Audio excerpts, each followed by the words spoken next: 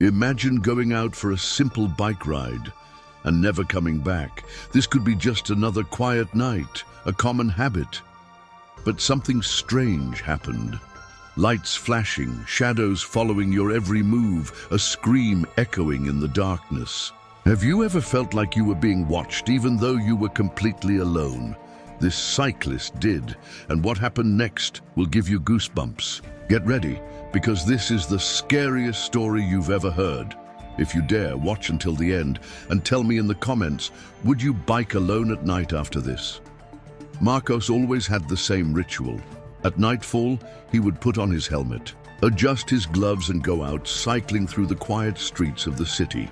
Since moving to that neighborhood, he found night cycling a way to relieve the stress of the day. The cold wind biting his face, the sound of tires sliding across the wet asphalt, and the silence of the night brought a feeling of freedom that he couldn't find in anything else.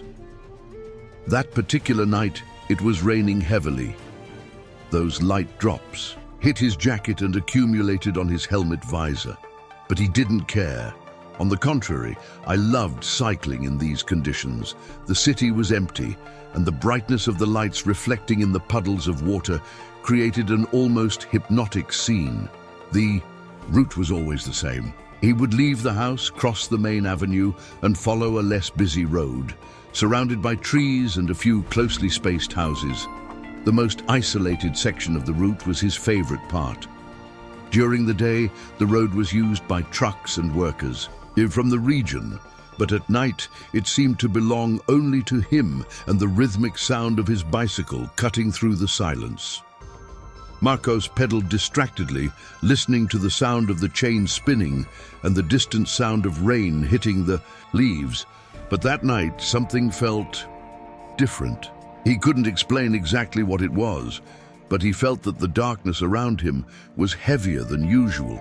The sensation was subtle, almost imperceptible. Something in the air seemed wrong, but Marcos ignored it. After all, how many times had he passed by there without any problems? He adjusted his breathing, tightened his grip on the handlebars, and picked up the pace, determined to finish his journey. He didn't know it yet, but that would be his last ride. Marcos continued forward, pedaling steadily. The sound of tires sliding over wet asphalt mixed with the rhythmic dripping of rain, creating an almost hypnotic melody. But suddenly, he noticed something strange. The silence around seemed deeper than usual. There was not the usual croaking of frogs in the flooded fields, nor the rustling of leaves being swayed by the wind. No sounds of insects, no distant barking of dogs. Just the muffled sound of rain and your own breathing. He frowned. I always passed that path and knew that, even late at night, nature was never that quiet. It was as if the world around him had held its breath. A shiver ran up the back of his neck. He looked around, trying to find a rational explanation. Maybe he was exaggerating. Perhaps the sound of the rain was drowning out the other sounds.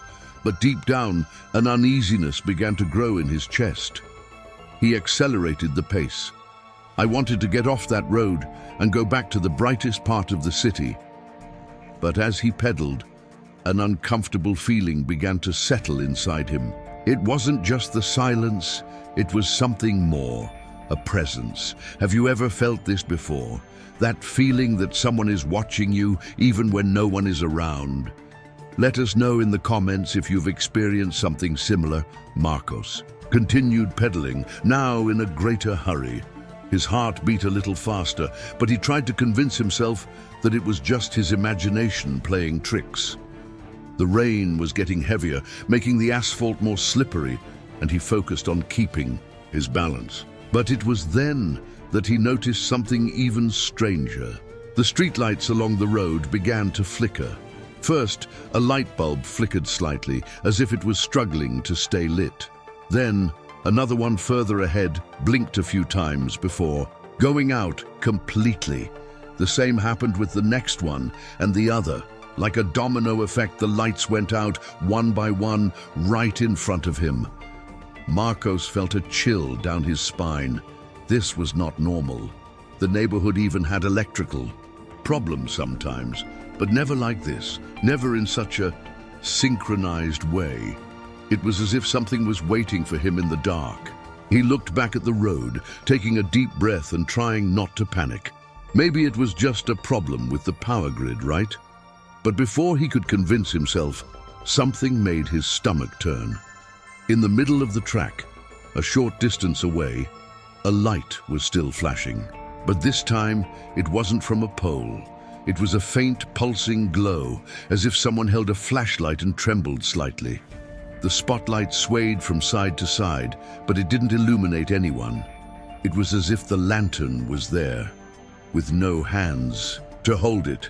He braked instinctively. His chest rose and fell, and a bitter taste filled his mouth. The rain continued to fall, but the silence was deafening. Suddenly, the light blinked one last time and went out for good. Would you have the courage to continue cycling this path in the dark? Or would you return home as quickly as possible? Tell me in the comments. Marcos's heart hammered in his chest. He stared at the spot where the light had last flickered, but there was nothing there anymore. Only the pitch black of the wet road in front of him. Every fiber in his body screamed at him to turn around and go home, but something inside him hesitated. Pride, curiosity, or maybe that irrational fear that makes us want to understand what's scaring us before just running away.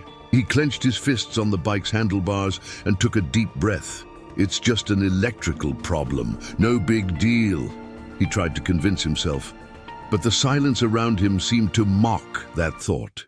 It was then that, in the corner of his eye, he noticed something. A small deviation to the left, a dirt trail that cut through a forest and ended almost at the end of the main avenue. He already knew it well. Some cyclists used it as a shortcut, although it was darker and a little irregular. Marcos hesitated. The paved road looked scary now, with all those failing lights and the eerie feeling in the air. The alternative trail didn't exactly look inviting, but at least there were no flickering streetlights or ghostly lanterns. With a deep sigh, he turned the handlebars and entered the turnoff. The trail was tight, with low branches reaching out like skeletal fingers trying to touch him as he passed. The ground was slippery, the mud stuck to the bicycle tires, and the rain that passed through the leaves created small drops that clicked on the hood of his jacket. He pedaled fast as he could. I just wanted to get out of there soon, but after a few meters, something made him slow down. There were footprints in the clay, big ones, misaligned, as if someone had run past or tripped, and the worst part, they looked fresh, as if they had been made just minutes before. Marcos felt a shiver run down his spine. He hadn't seen anyone on that road. He heard no voices, no footsteps, nothing.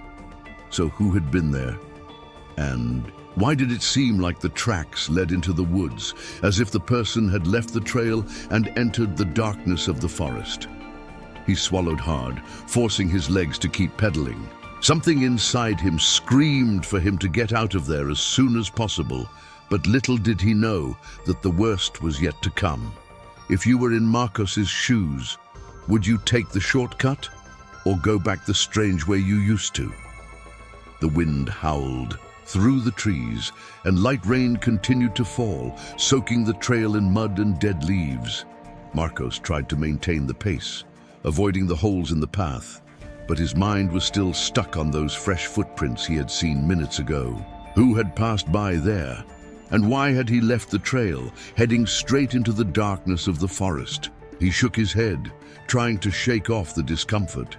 Just my imagination, he muttered to himself. It could just be a hiker, someone lost, maybe another cyclist.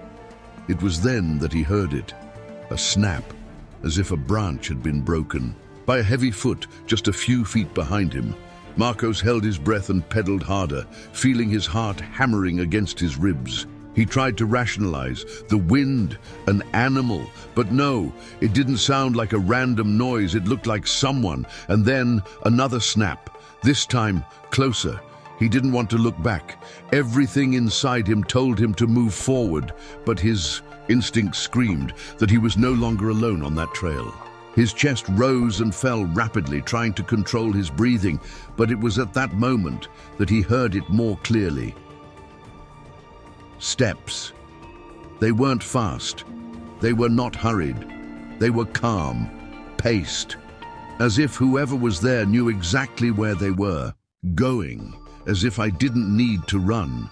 Marcos swallowed hard, and against everything his instincts told him, he turned his face back. The trail was empty. There was nothing there, but the footsteps continued, and they were getting closer and closer. The air seemed thicker. The sound of footsteps had disappeared, but the feeling that he was not alone persisted. Marcos tried to take a deep breath, staying calm. Maybe it was just the wind moving the branches. Maybe the rain had messed with his head, but he needed security. With a hand shaking slightly, he pulled his cell phone from the holder on the bike and pressed the unlock button. The screen lit up, casting a cold light on his sweaty face. No signal. Nothing. Not a single scratch. Not even that faint flicker that sometimes appeared at the top of the screen.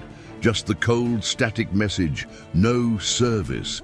"No, not that," he murmured, trying to lift the device into the air, turning his body side to side, as if he could pull a measly trace of connection from some antenna hidden among the trees. Nothing. He opened the messaging app. He tried sending a simple hi to the group of friends. Message not sent. The restlessness turned to fear. He wasn't that far from the city, right? The trail was isolated, but it was not a desert. Why was there no signal? A drop ran down his forehead, and it wasn't from the rain. And then something made his stomach turn. The brightness of the cell phone screen flickered. For a second, he thought it had been a reflection of the water, or perhaps the oscillation of the battery itself. But no, that wasn't normal. The glow flickered again for longer this time, as if something was interfering with the device. And then, in the middle of that suffocating darkness, a single sound came from the cell phone.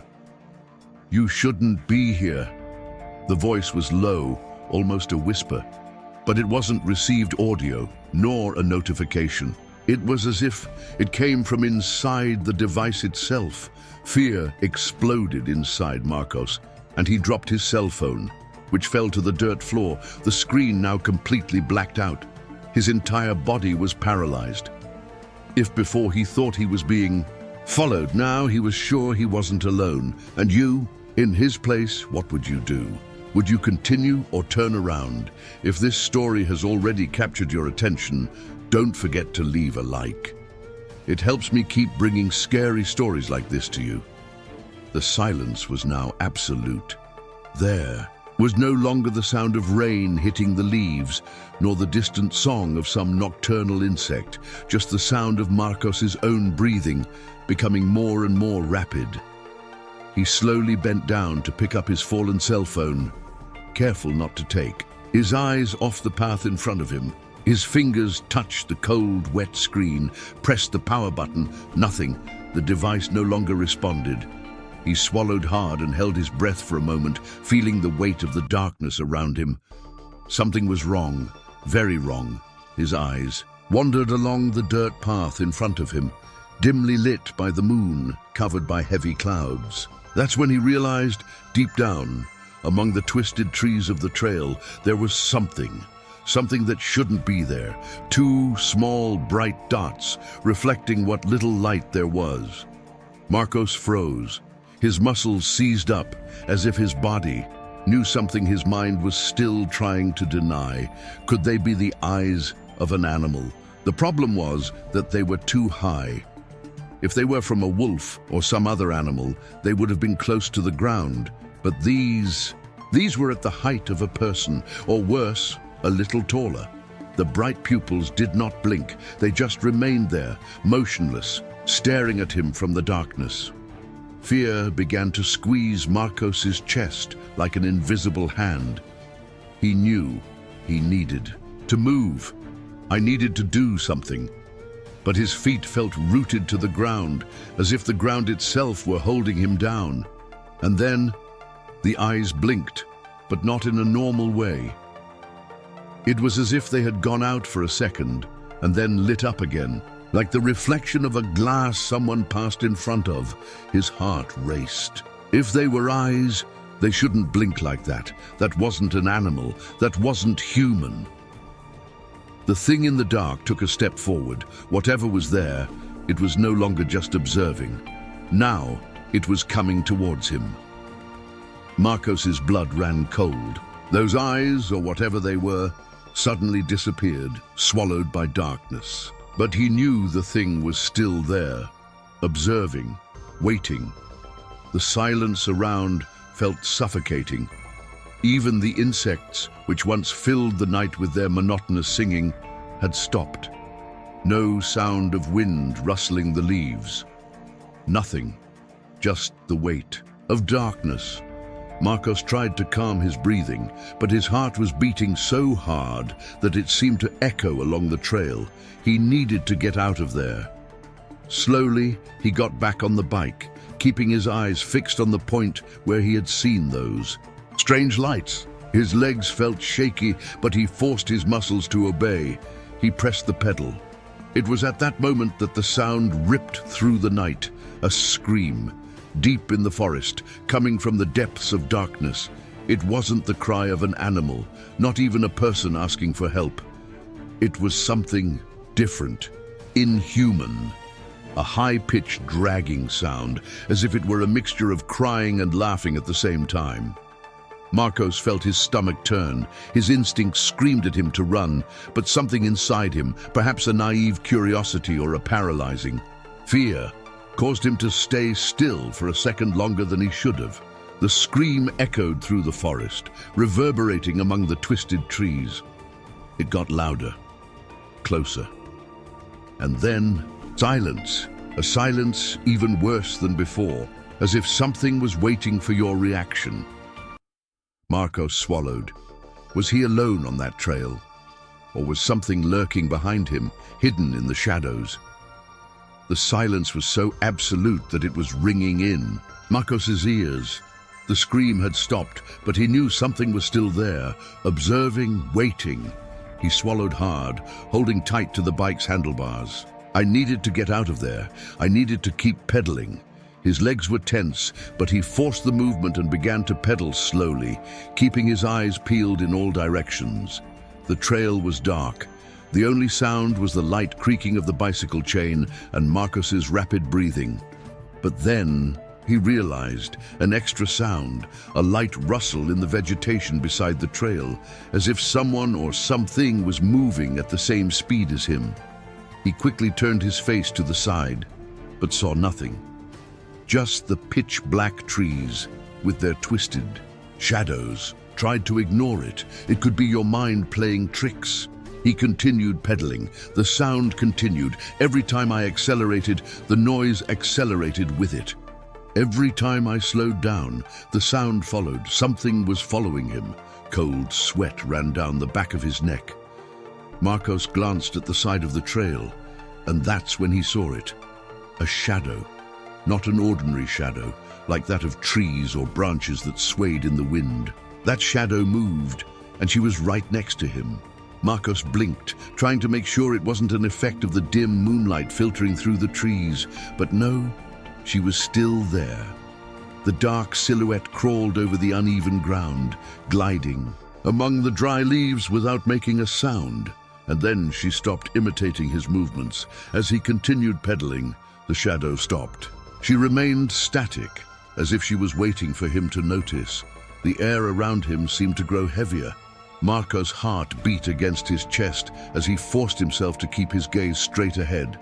But deep down, he already knew. If you looked directly at the shadow, you might discover something you shouldn't see. What if it was something that shouldn't be there? Marcos felt sweat running down his forehead, his trembling hands gripping the handlebars tightly. He didn't want to look back. I couldn't look back. Was the shadow still there?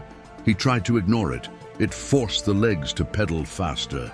The trail was uneven, full of rocks and exposed roots, but he needed to get out of there. I needed to reach the road again. Then, out of nowhere, the bike stopped. It was so abrupt that he was almost thrown forward. The front tire locked as if it had collided with something invisible. The wheels creaked, and he felt his body weight being pulled forward. "What was that?" he murmured, panting. He looked down. Nothing.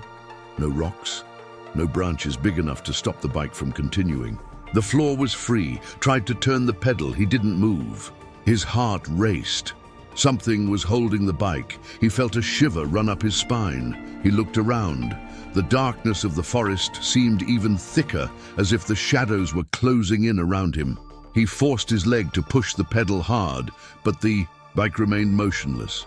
It was then that he felt it, a pressure, not on the wheels, not on the chain, but in your own body, as if something was holding your back. A shiver ran down his neck. The sensation was cold, icy, almost like invisible fingers touching his skin. Marcos wanted to scream, but his voice caught in his throat. The only thing he could do was take a deep breath and try to let go of the bike, but his hands seemed to be glued to the handlebars. And then something happened. The bicycle seat dipped slightly, as if someone was sitting behind it. His stomach dropped. He felt extra weight on the bike. I was no longer alone. Marcos's breath caught in his chest. The fear was overwhelming. He didn't want to look. He couldn't look. The sound echoed through the forest like a dry crack in the dense stillness. Marcos turned around slowly, without daring to look back, and saw what had fallen to the ground in front of him. A small metallic object reflecting the faint light of the moon. It was a key. Marcos frowned. How did she get there? He didn't remember seeing any keys in her pocket before leaving, and there was no reason for her to be in the middle of the trail.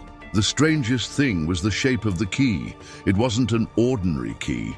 It was intricately designed, with fine carvings, and looked old, almost antiquated. He hesitated for a moment. Curiosity drove him to get closer, but his survival instinct told him to get out of there as quickly as possible. But as if the object had an invisible magnetism, his feet seemed to move on their own, towards the key that still rested on the trail. With each step, the sound of the forest seemed to become more muffled. The wind no longer passed through the trees, and the crickets had fallen silent.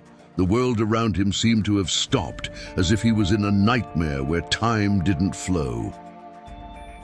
Marcos crouched down and picked up the key with shaking hands. A feeling of coldness enveloped her, as if she had been left there for decades.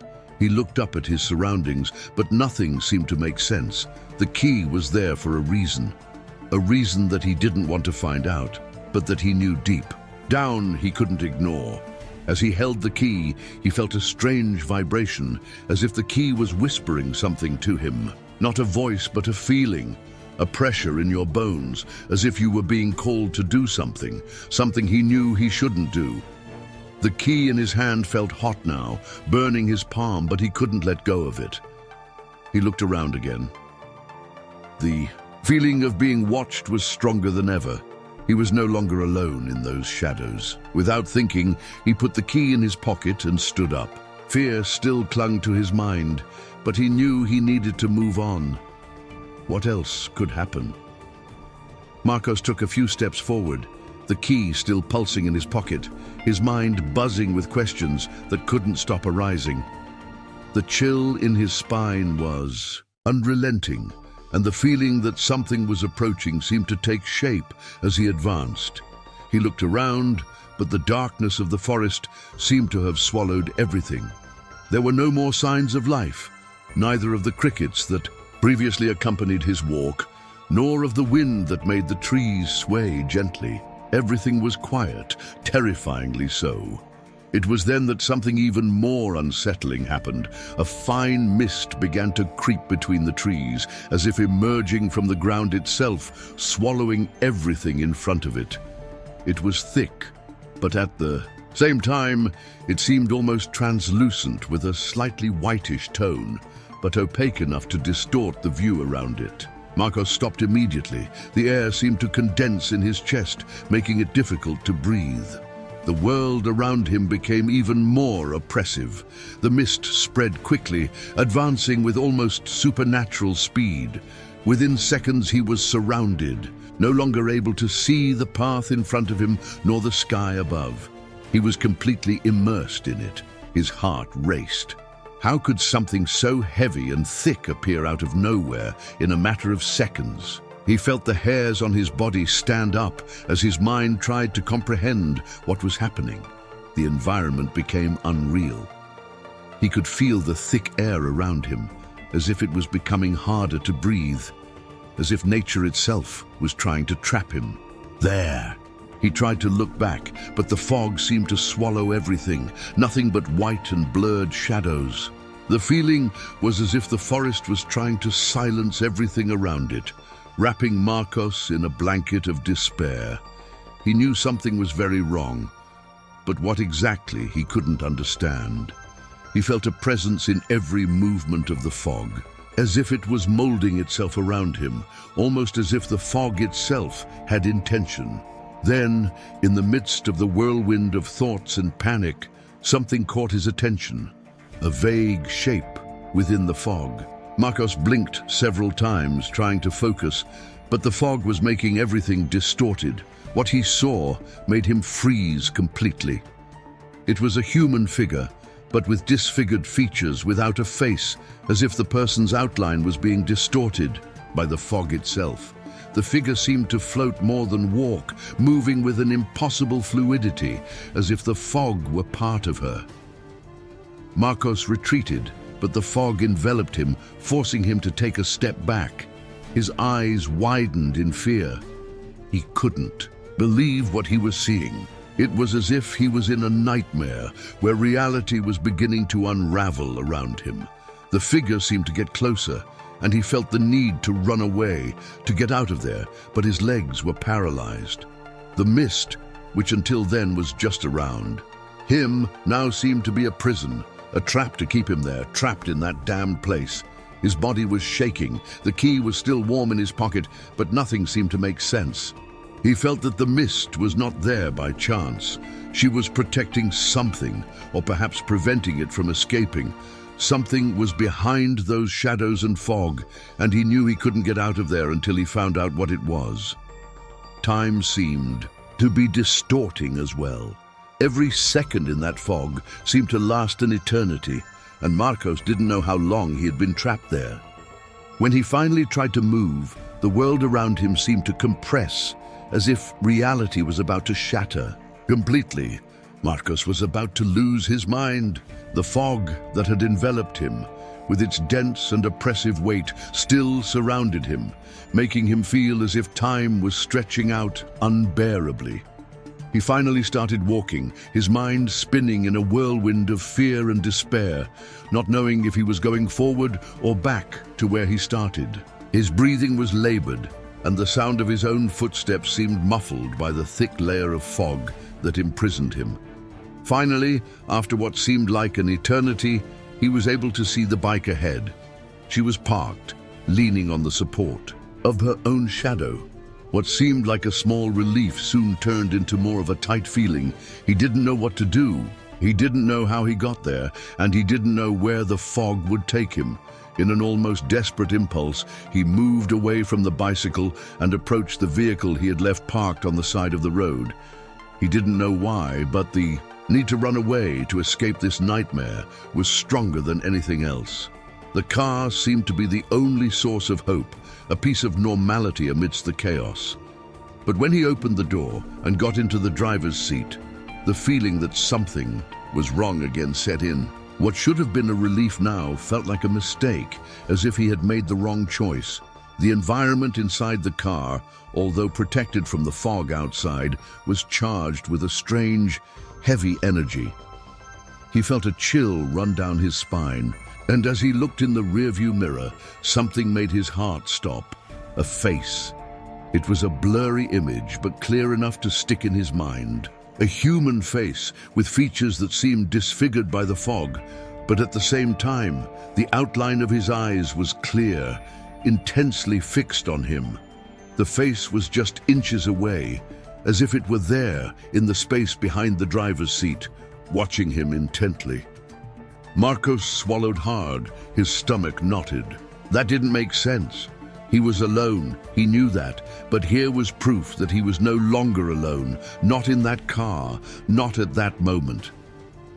The sensation was that the eyes of the creature inside the rearview mirror were penetrating his soul, as if they were trying to understand who he was, as if they wanted to eat his fear. Her eyes were dark, almost black, but they reflected an immense sadness, something he couldn't understand, but which made him more anguished by the second. He blinked several times, trying to clear the vision, but it was no use.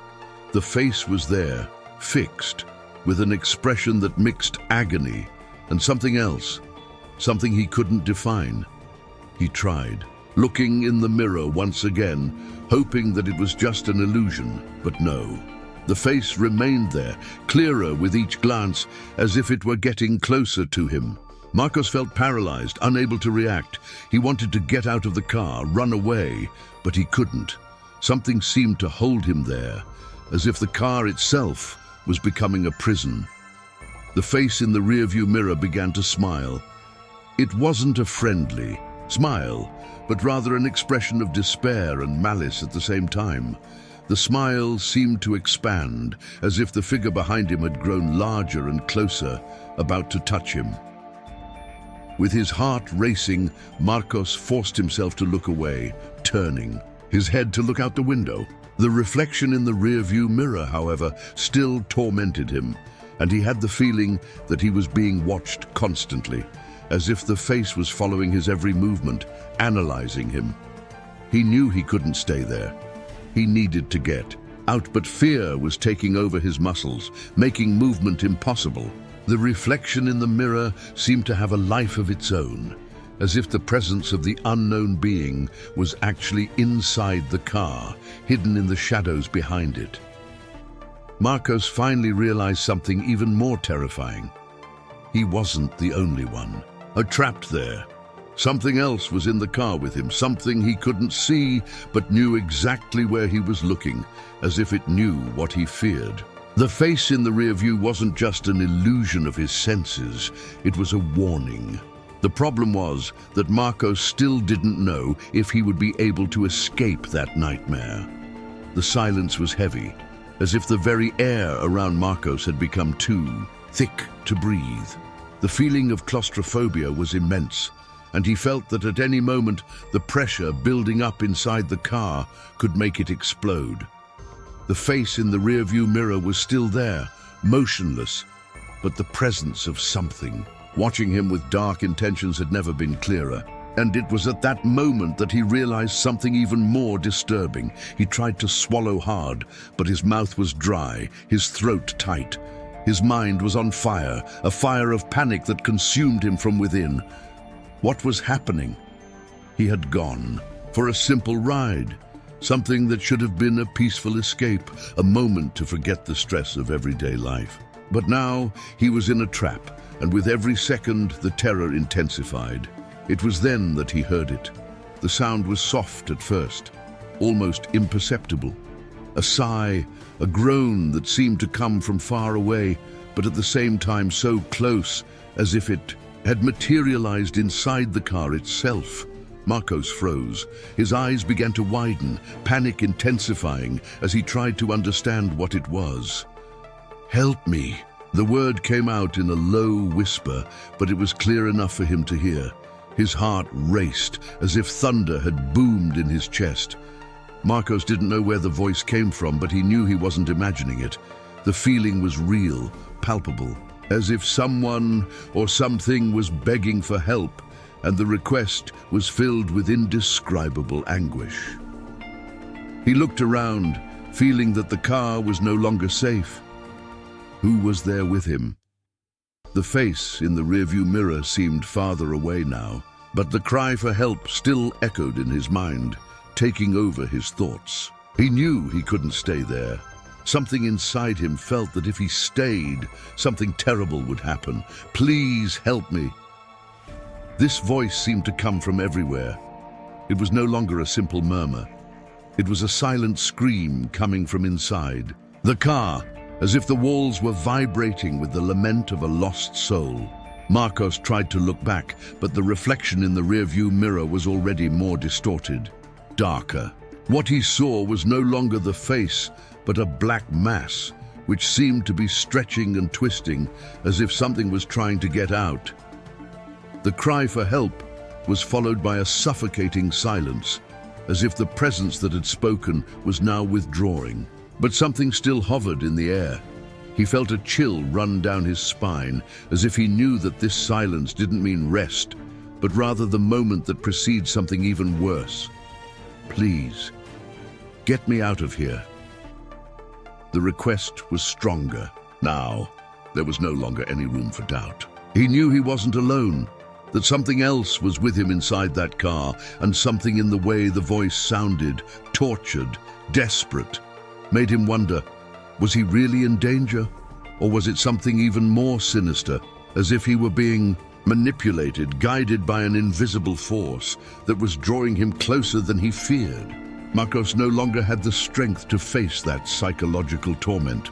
Every second seemed like an unbearable challenge, and the cry for help, which seemed to come from some being lost between the world of the living and the dead, was like an implacable current that pulled him into the darkness itself. The answer he feared to arrive arrived. The sound of an impact, something hitting the glass. Marcos looked ahead and, through the fog, saw a figure approaching. A hooded figure with a strange gleam in his eyes.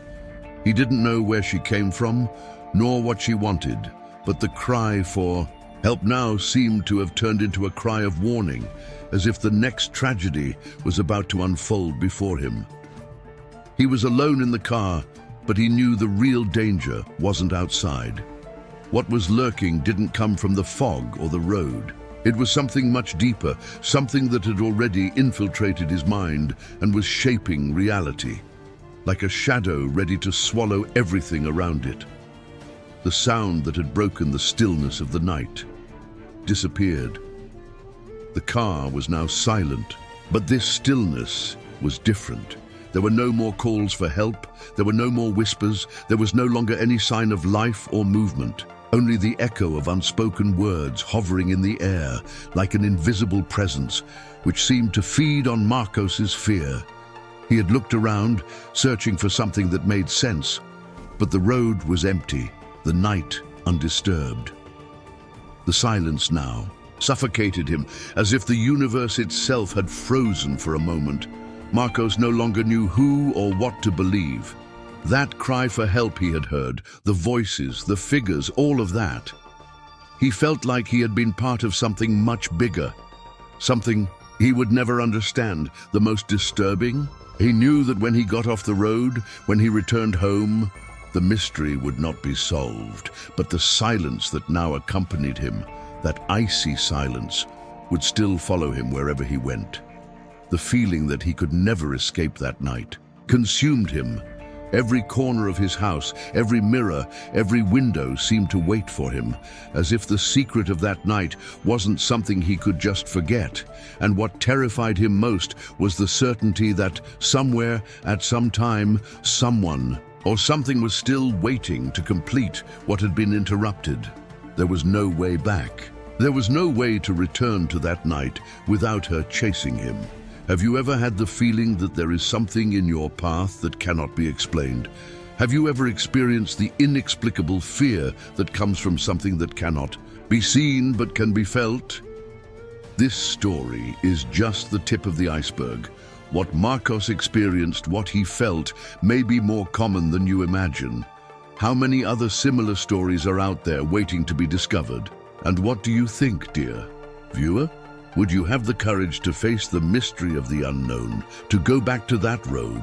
Or maybe you've already experienced something like this, and are just waiting for the right moment to tell your own story.